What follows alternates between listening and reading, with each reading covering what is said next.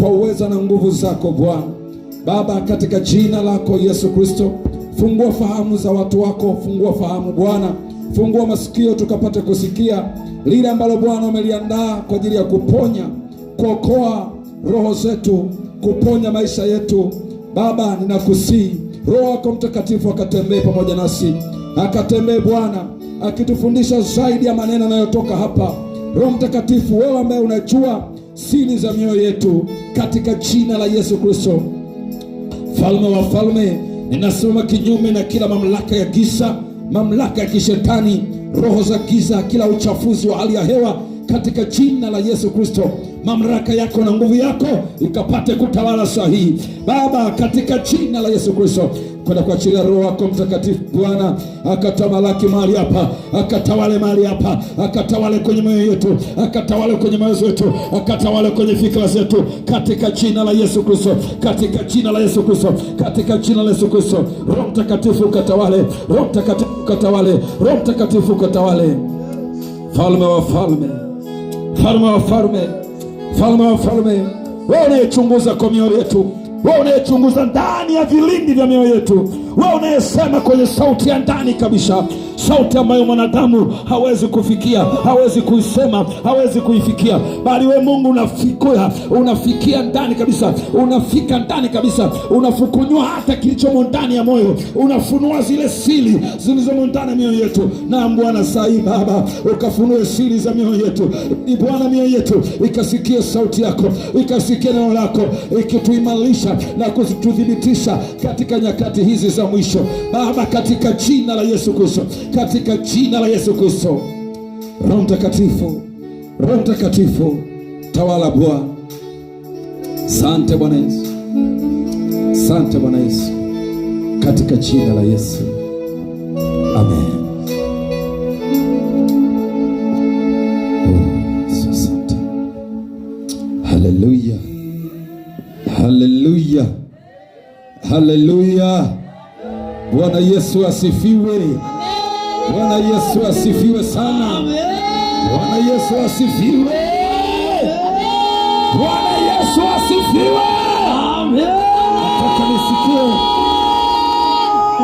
Nataka nisikie sauti ya ushindi kabisa. Bwana Yesu asifiwe. Bwana Yesu asifiwe. Bwana Yesu asifiwe. Kuna watu wanasema kinyonge kinyonge. Hebu tikisa na mwili wako kwa nguvu. Bwana Yesu asifiwe. Haleluya.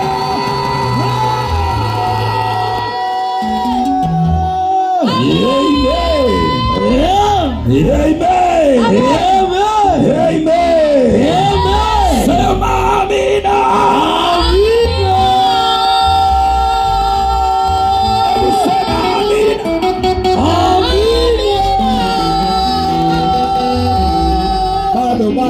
Bado. Sema amina. Amina.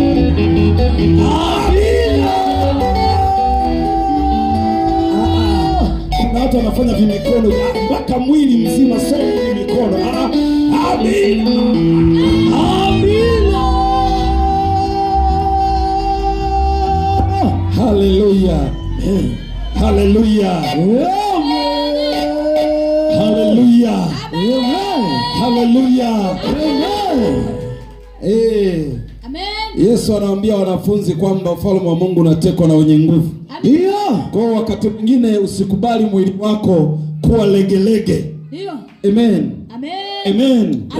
Amen. Amen. Usikubali mwili wako kuwa legelege. Wakati mwingine unayafukuza mapepo kwa namna ulivyochangamka moyo. Unayafukuza magonjwa kwa namna ambavyo moyo wako umefanya nini? Umechangamka. Unaweza kawa una huzuni nyingi sana, umetoka nazo nyumbani kwako, umetoka nazo kwenye ndoa yako.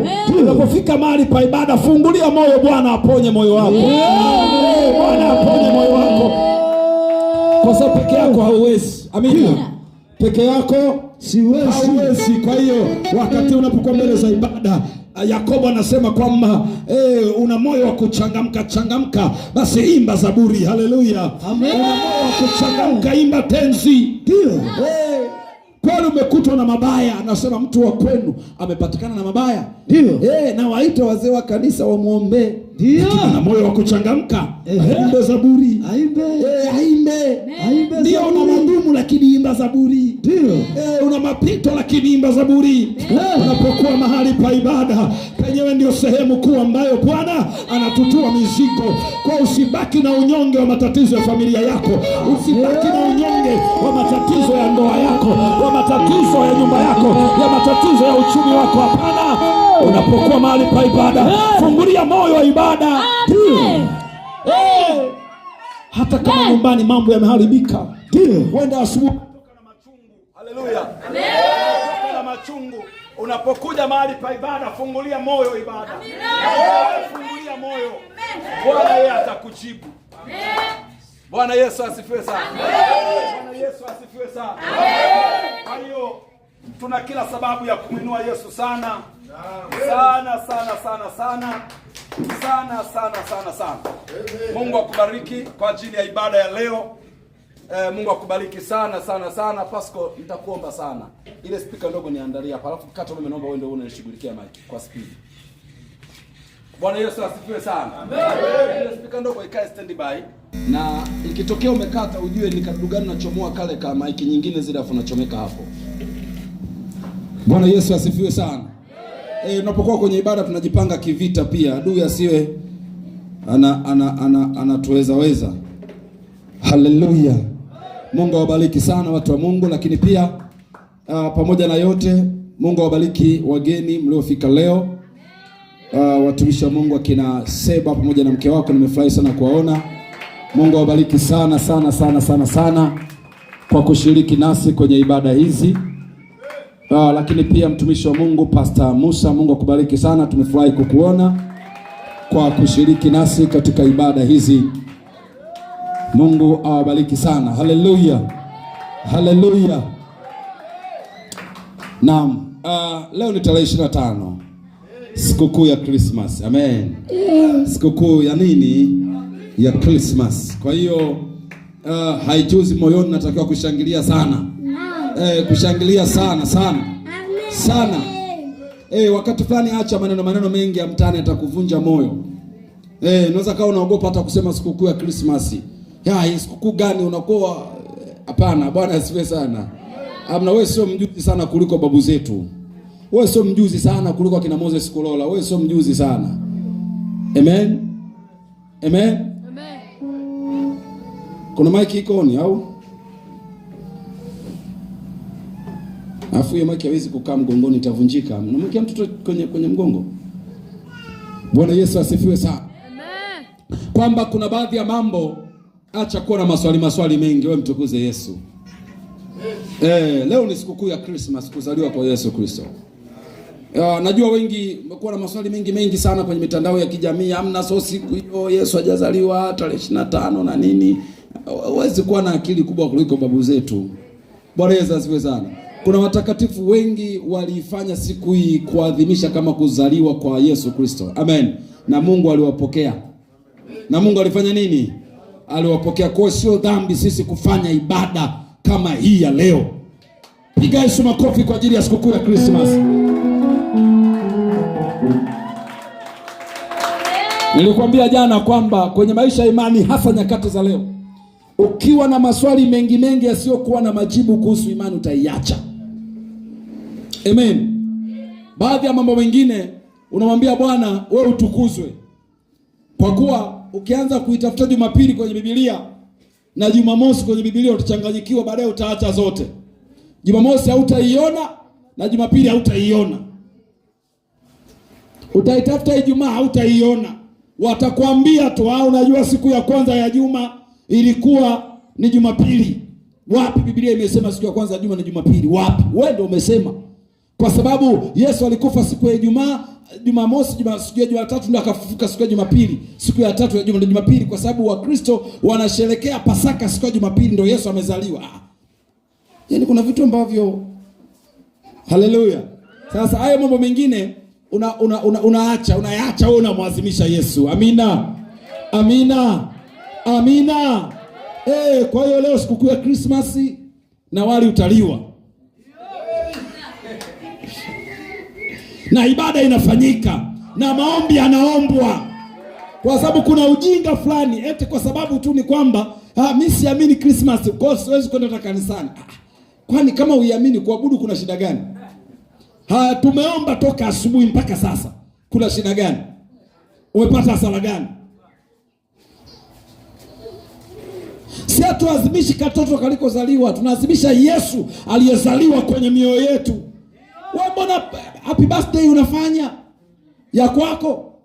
Kwani nikisema niweke siku ya kuadhimisha kuzaliwa kwa Yesu ndani ya moyo wangu kuna shida gani? Yesu amezaliwa. Haleluya. Kwenye mioyo yetu amezaliwa na tunaendelea kudumu naye. Tutaendelea kuadhimisha kwa kukumbuka, kwa sababu kila nafasi inayopatikana kwa ajili ya kuabudu tutaabudu. Amen. Bwana Yesu asifiwe sana. Sasa twende moja kwa moja kwenye ujumbe wetu. Asante kwa ajili ya mtumishi wa Mungu pastor wetu asubuhi kwa ajili ya somo la kuupata, sio kuupata ulimwengu wote au ulimwengu kwa 100%, bali kumpata Kristo kwa 100%. Haleluya. Na kuna lugha moja aliongea kwa walio rohoni, wenda walielewa sana, kwamba tulipokuwa wadogo tuliyabeba mambo kama watoto wadogo, na tulipokuwa watu wazima sasa tunayabeba mambo kama watu wazima. Bwana Yesu asifiwe. Kwamba tuliamini wokovu ni njia ya kujitajirisha katika maisha ya duniani, lakini leo tumetambua kwamba kumbe wokovu ni zaidi ya kujitajirisha na utajiri wa duniani. Bwana Yesu asifiwe sana. Bwana Yesu asifiwe sana. Na hivyo ndivyo ilivyo, na huo ndio ukweli. Sasa mimi niendelee na ujumbe ambao jana nimeendelea nao, kwamba ustahimilivu. Andika, je, una kitu gani kinachokufanya ustahimili? Nguvu ya ustahimilivu hutokana na kile ulichokibeba. Nguvu ya ustahimilivu inatokana na kile ulichokibeba. Je, una kitu gani? Una kitu gani? Je, una kitu gani? Au una kitu kinachokufanya uwe unastahimili? Au je, una kitu kinachokufanya ustahimili? Nguvu ya ustahimilivu hutokana na kile ulichokibeba. Amen. Amen. Nguvu ya ustahimilivu hutokana na kile ulichokibeba. Je, una kitu gani? Je, una kitu kinachokufanya ustahimili kwenye safari ya imani? Haleluya. Haleluya. Haleluya. Mungu akubariki sana pia kiongozi wa ibada kwa kutuhamasisha na kuifanya ibada iwe moto kweli kweli. Mungu akubariki. Kwa sababu tunampiga shetani kila kona na tunamuinua Jehova kila eneo. Takiwa kuwa wanyonge. Amen. Napokuwa kwenye ibada nimesema wakati fulani weka unyonge pembeni, weka udhaifu pembeni. Amina. Kila mtu hapo tukisema tupime machozi aliyokuwa nayo kwenye darubini, tuweze tukaona shida alizokuwa nazo. Haleluya. Haleluya. Kuna mwingine tukipima machozi hapa saizi ama tukapima kwenye ubongo, tutaona mawazo anayowaza ni ada ya mwezi wa kwanza. Kwamba ada ya mwezi wa kwanza itakuwaje. Amen. Wengine tukipima hapa wanawaza kwamba tumetoka kule Songea, mvua zinanyesha, hivi mahindi yangu yameota ama hayajaota. Amen. Na ukiambiwa jua linawaka zaidi unaanza kuwaza hivi itakuwaje. Yesu asifiwe sana. Yesu asifiwe sana. Kwa hiyo kila mtu akipima hapa kwenye ubongo wake ana mawazo yake. Mwingine yuko hapa anawaza mume wangu sijui itakuwaje kwa migogoro tuliokuwa nayo. Haleluya. Mwingine anawaza watoto wangu itakuwaje, mbona ni wasumbufu. Kwa yote hayo ukiyajumlisha unaweza kukufanya ukae kinyonge sana. Lakini kumbe yote ukiyajumlisha ukiyaleta kwa Mungu ana majibu nayo. Kikubwa ufungua moyo. Njia za Mungu hazichunguziki. Unaweza ukahisi ufumbuzi wa Mungu utatoka kwa mzee fulani, utatoka kwa bawezi fulani, kumbe ufumbuzi wa Mungu upo kwenye njia nyingine tofauti. Kwa hiyo mwabudu Bwana. Mwabudu Bwana. Nimesema, je, una kitu gani ambacho kinakufanya ustahimili? Je, una kitu gani ambacho kinakufanya ustahimili? Kumbuka, narejea tena. Nimesema ustahimilivu ni nini? Ustahimilivu ni ile hali au ni kile kitendo ama ni ule uwezo wa mtu kukabiliana na changamoto na majaribu, kukabiliana na vita na masumbufu hata mwisho. Nikasema kwamba ni ile hali ya mtu kukabiliana au kuwa na uwezo wa kupambana na changamoto ama ugumu au masumbufu katika mfumo mzima wa maisha ya imani. Na nikasema huyu mtu ili aitwe mstahimilivu lazima astahimili mpaka mwisho. Usipostahimili mpaka mwisho, nikatoa mifano nikasema ni sawa na mtu ambaye ukimwambia bebe hii bezi ni nzito, kiasili ni nzito sana. Unaweza ukaibeba lakini ukanyong'onyea ukashindwa. Ili tuseme umestahimili, naomba watoto walioko nje waingie ndani haraka. Wote wale kusoma soma nje, hatuwajengei nidhamu nzuri ya ibada. Hatuwajengei nidhamu nzuri ya ibada. Bwana Yesu asifiwe sana. Kwamba ukiitupa ile speaker, sema mtumishi alijaribu kustahimili lakini alifanya nini? Nalimba kwenye wimbo mmoja wakati fulani kwenye kazi ya msalaba. Wimbo mmoja unasema kazi ya msalaba. Kazi ya nini? Kazi ya msalaba. Kwamba msalaba ni mateso. Msalaba ni nini? Msalaba ni nini? Msalaba ni nini? Msalaba ni nini? Msalaba ni mateso. Nikasema hatuwezi tukaita uvumilivu kama uliishia njiani. Hatuwezi kusema yule mtu alivumilia akashindwa. Ili tukuite mvumilivu ni lazima ufike mwisho. Yaani hiyo kwenye jambo lolote kwamba nilivumilia na nikapata matokeo. Nikajaribu kuvumilia baadaye nikashindwa, ila nilikuwa mvumilivu. Amna, umeshashindwa, sio mvumilivu wewe. Uvumilivu ukamilika mwisho wa nini? Wa safari. Mwisho. Sababu mtu alivumilia. Na ile neno amevumilia linanoga ama lina nguvu, lina ushindi pale ambapo yule mtu ameshika kile ambacho alikuwa anakipambania. Halafu nasema nilivumilia. Kwa mfano tunasema kwamba nilivumilia shule. Nilivumilia. Mzazi anamwambia mtoto kwamba mwanangu vumilia, kwa sababu baba yako unaponiona hivi nilivumilia. Halafu umwambie tena nilivumilia nilipofika form 2 nikafanya nini? Kwa mwanangu wewe vumilia. Ina make sense? Haleluya. Kwa ili ieleweke anakuambia bora aseme tu nilishindwa. Mimi mwanzako nilifanya nini? Ila wewe jaribu, unaweza ukaweza. Hiyo lugha imenyoka. Lakini nilivumilia nikashindwa. Na yeye anaweka nukta pale kwamba na mimi nitavumilia. Kwa hiyo uvumilivu, neno uvumilivu nikasema hukamilika mwisho wa nini? Wa safari. Hukamilika mwisho wa safari. Bwana Yesu asifiwe sana. Jana nikasema kwamba ustahimilivu unatokana na jambo ama nguvu ya ustahimilivu. Jana nilieleza kwa sehemu kwamba hutokana na jambo au matumaini au thamani ya kitu ulichokibeba. Ndio maana leo nimesema, je, una kitu kinachokufanya ustahimili? Katika safari ya imani unajihoji maswali. Kwa nini unaendelea na imani? Kwa nini unaendelea na wokovu? Kwa nini unatakiwa kupiga hatua zaidi? Kuna wakati ili umwambie mtoto asome zaidi, lazima umwambie na matokeo ya baada ya kusoma.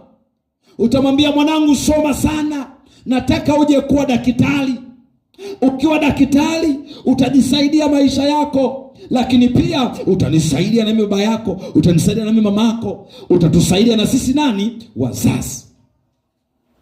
Kwa hiyo mtoto anapambana kwa sababu anajua tayari amepewa mzigo wa kwamba kumbe nikiwa mkubwa nitatakiwa kujihudumia chakula, nitatakiwa kujihudumia maradhi, makazi. Lakini pia kumbe nitakapokuwa mkubwa pia wazazi wangu watakuwa wazee, na wakiwa wazee mwenye jukumu la kuwasaidia ni nani? Hilo hauwezi kulikwepa hata kwenye maisha ya kawaida. Bwana Yesu asifiwe sana. Bwana Yesu asifiwe sana. Acha ushetani wa kwamba ukishaokoka unawatupilia mbali wazazi wako. Hata kama umezeeka unasema utajijua wenyewe. Nasema mimi nimeokoka lakini sishirikiani kabisa na wazazi wangu, ni wazee, ila siwezi kushirikiana nao kabisa kwa sababu hawajaokoka. Wazazi hata kama hawajaokoka, kuna wakati mtoto una wajibu wa kuwalea. Na ndio maana unatakiwa ufanye kazi. Bwana Yesu asifiwe sana. Unatakiwa ufanye nini? Kazi. Kwa sababu mzee Kindo pale anasubiria tu akifika miaka 80, akili yake anajua yuko Nixon atakayeniletea sukari. Amen. Kwa hiyo usipopambana atafika mzee anakuangalia wewe na wewe unamwangalia. Haiwezekani. Unajificha kwenye mkondo wa nini? Wa imani. Hapana. Hapana. Bwana Yesu asifiwe sana. Hapana.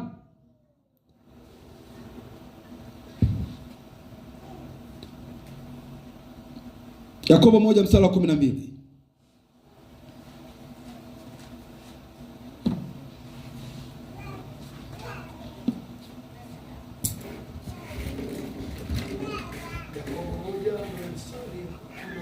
Ndio. Mtu astahimilie majaribu. Anasema heri mtu yule astahimilie nini? Majaribu. Ndio. Kwa sababu akiisha kukubaliwa, naam, atapokea taji ya uzima. Ndio. Bwana aliyowaidia wampendao. Naam.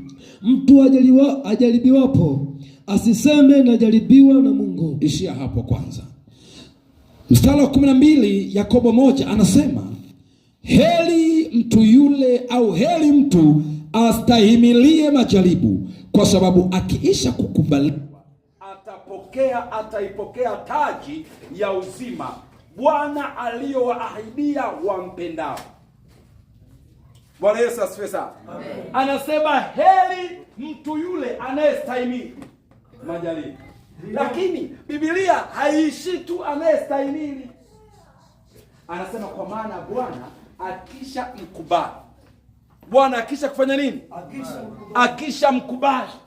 Atapokea nini? Taji. Haleluya. Atapokea nini? Atapokea taji.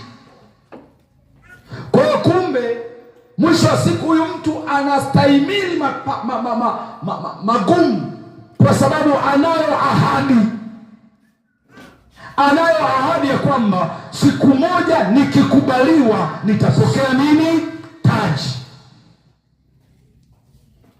Ndio maana nimesema, je, una kitu kinachokufanya ustahimili? Una jambo linalokufanya ustahimili? Ile mwana nimeweka mshoni kabisa.